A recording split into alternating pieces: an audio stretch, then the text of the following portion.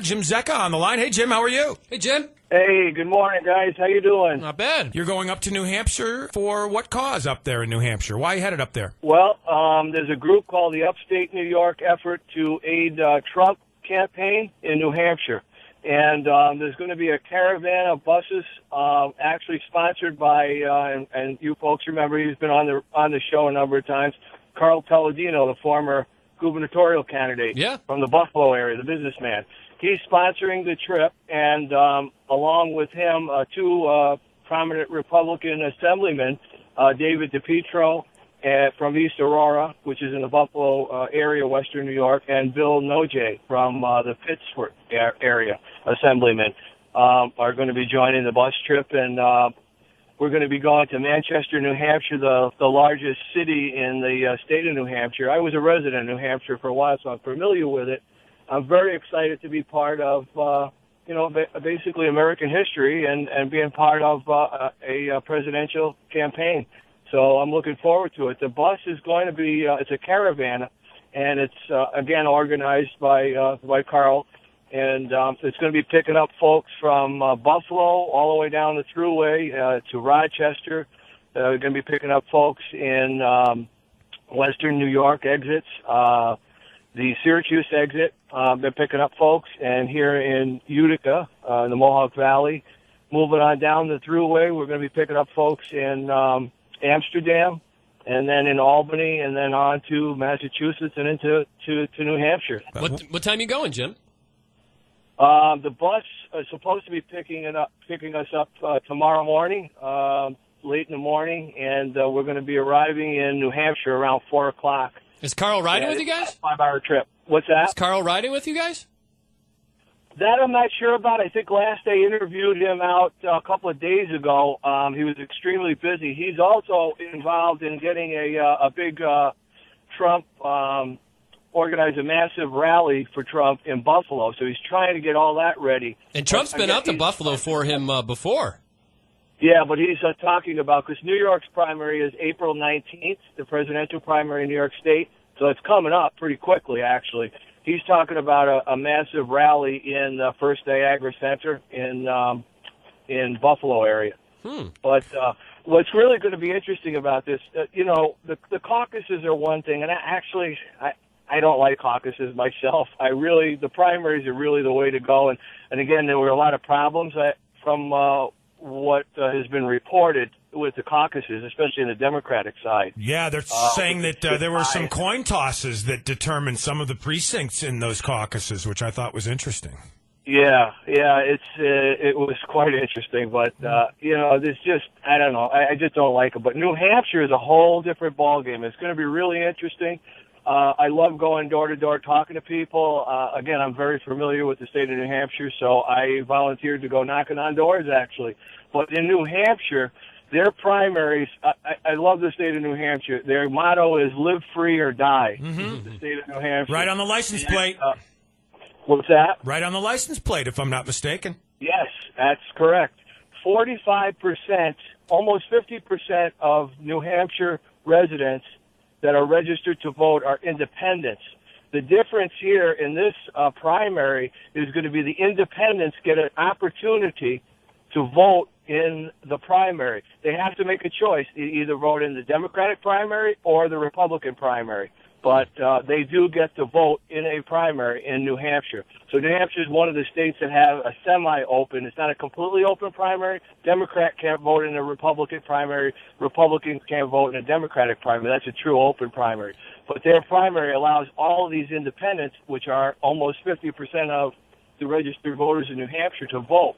So we're really going to get a really good look at the independent vote for Trump come the primary day in New Hampshire. And that's going to be across the board because a lot of people don't know which way independents are going to go in this presidential race. So this will be a good indication, first shot, on what the independents are going to do. Jim Zecca joining us on the phone to talk about the caravan heading up to support Trump here on the Talk of the Town at 100.7 FM WUTQ. Hey, Jim, it's Sam. I had a question.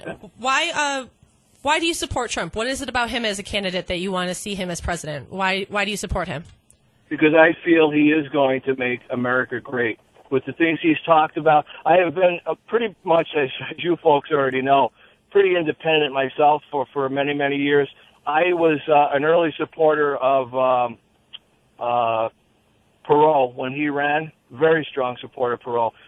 Everything that Perot talked about and had mentioned during his campaign years ago has all come true. And our country is a mess. Let's face it, the country is an absolute mess.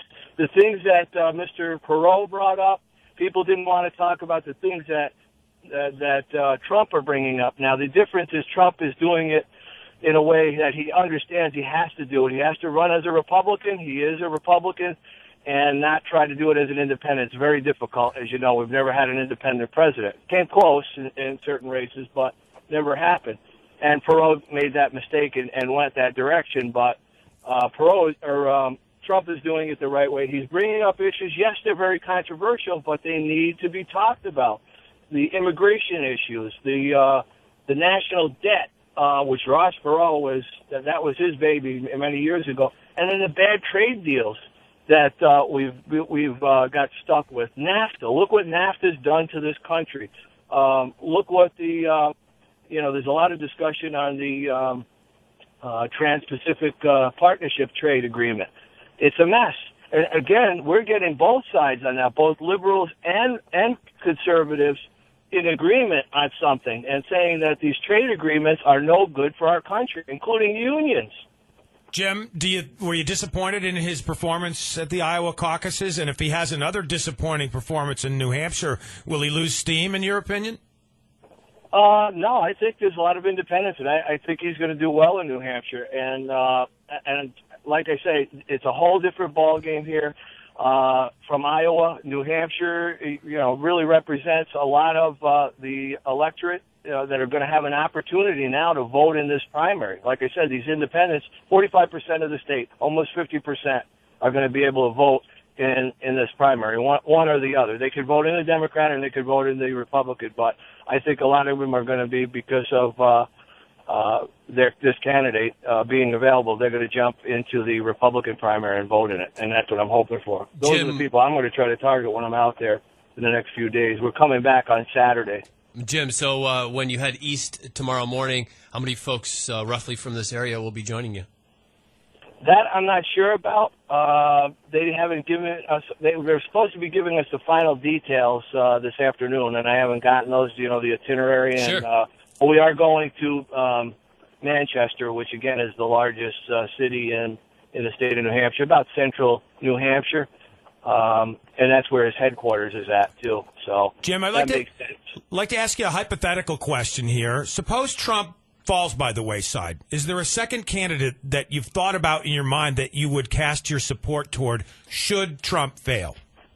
I don't even want to think about it, Dave. All right. Just curious. I mean, just even positive. Yep, just even hypothetically. Talking about independence. Now, Trump is one of the only, there's only two actually, citizen candidates that are running for president. The rest of them are elected officials, career politicians. Mm-hmm. We've had enough of that. Absolutely enough. Is that so? I'm assuming then Carly Fiorina would be your second choice, just based on that statement you just made. Well, I think she's going to be pretty much out of it. But okay, the doctor is not an elected official, and I do like him. He's a very nice man. But again, I just don't see him being a viable option at this point. Okay. All right. Well, best of luck up there. This is going to be a long trip. Do you have some sightseeing planned and anything else outside of politics during the trip? No, it's going to be all work. We're out there to do a job, and I'm proud to be a part of it. There's only about 1% of the total population in the United States. It's unfortunate. We have a great democracy, but people don't participate in a democracy. Mm-hmm. We don't have enough people voting. We don't have enough people actually getting involved in the grassroots efforts. And I think Trump learned that in Iowa. He's going to need boots on the ground in New Hampshire, and he's getting a lot of people in volunteering now and understanding that. All right. Safe travels. Have a good time. Thank you, guys. Talk to you soon. I'll send you pictures from New Hampshire. Jim, maybe we check up with you on Friday if possible. Yeah. Sure. Yeah, love to hear from you. You're going. Yeah, from New Hampshire, if we can. Jim Zecca on the phone with us. All right, interesting. 844 on the Talk of the Town. The convoy, starting from Buffalo to Albany and continuing on. Carl Palladino, a huge supporter of Trump. He's been a huge supporter of Trump. Trump is a huge supporter of Carl Palladino, believe it or not, and Trump has actually been to Buffalo and participated in some of the rallies that Carl has put on. Maybe we can grab Carl tomorrow morning before they head out. You know, you get the sense that it's all or nothing with some of these Trump supporters, as I was trying to lure him into just even hypothetically going for another candidate. Remember how we talked about in Iowa where Trump was virtually nobody's second choice? And I find it interesting that I wonder what would happen to some of these Trump supporters. Where would they cast their support? I don't know if they have a second right, choice. That's what I'm saying. I think Trump supporters are, like you're saying, all or nothing, in, right? And I think Jim kind of confirmed that. Right, and I think any person who actually does support a candidate that much, I think that's how they are. They don't see how it could go any other way. They want to see their candidate. I understand that, Sure. but at some point you got to be realistic and be willing to then vote for the person you think will be the most viable candidate who's left in the race. But they don't need to be realistic yet because Trump came in second. He has 7 delegates. He's only one behind Ted Cruz right now. He's not. And he's doing well in New Hampshire in the polling, so they don't need to sit there and think about, hey, who else would I vote for? And Bob Cardillo brought that up the other day when we were speaking with him in regards to, supporters of the party themselves, where they will start to throw their support behind as folks start to drop out, and then where the money trail will continue to go. But you ask a guy like Carl that same question that you asked Jim.